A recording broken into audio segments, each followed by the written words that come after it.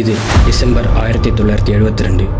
வீரப்பனுடைய கோட்டையாக இருந்த சத்தியமங்கல பண்ணாரி வனப்பகுதியிலிருந்து தாயை பிரிந்த நிலையில் ஒரு 7 வயசு ஆண் குட்டி யானை கண்டெடுக்கப்படுது.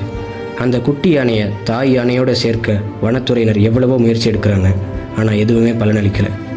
அதனால் அப்போ இருந்த வெட்டினரி டாக்டர் கே என்று எல்லாராலையும் அன்போடு அழைக்கப்பட்ட டாக்டர் கிருஷ்ணமூர்த்தி சார் இந்த குட்டி யானையை வச்சு சத்தியமங்கலத்திலேயே ஒரு வளர்ப்பு யானை முகாம் ஆரம்பிக்கலாம்னு முடிவெடுத்தார். ஆனால் அந்த ஆண்டு வைல்ட் லைஃப் ப்ரொடெக்ஷன் ஆக்ட் அமல்படுத்தினதுனால அங்கே முகாம் அமைக்க முடியல. அப்படி அங்கே முகாம் அமைத்திருந்தால் அந்த முகாமில் பயிற்சி எடுத்த முதல் யானை இதுவாக தான் இருந்திருக்கும்.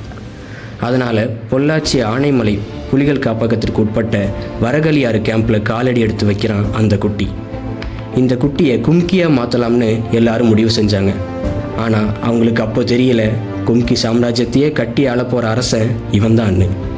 இந்த குட்டி யானைக்கு என்ன பேர் வைக்கலாம்னு எல்லாரும் குழம்பியிருந்த நிலைமையில் ஒருத்தர் மட்டும் இந்த குட்டி காதுகிட்ட வந்து சொன்ன பேர் தான் கலீம்.